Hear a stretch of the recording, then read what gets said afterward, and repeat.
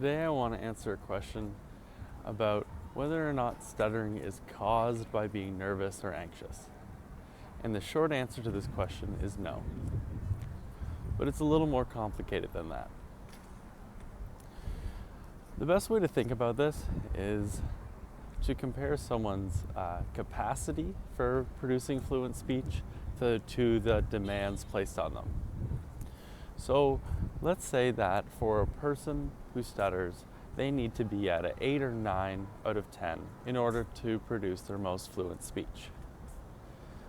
But things like anxiety add a demand on the situation and take away from that capacity. So when they're anxious, they're maybe at a 5 or a 6. That means that their demands are greater than their capacity in that moment for creating fluent speech.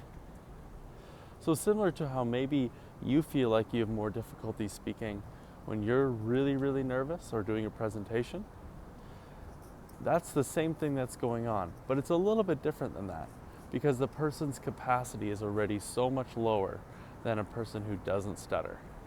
So whereas you might need to be down to a 1 or a 2 before you start to have a lot of trouble speaking, a person who stutters is more susceptible, and if they're even just a little bit anxious or a little bit nervous, it's going to show in their speech in a way that it wouldn't for somebody who doesn't stutter. And I hope that helps you understand the situation a little bit more, because it's not caused by nervousness or anxiety on its own.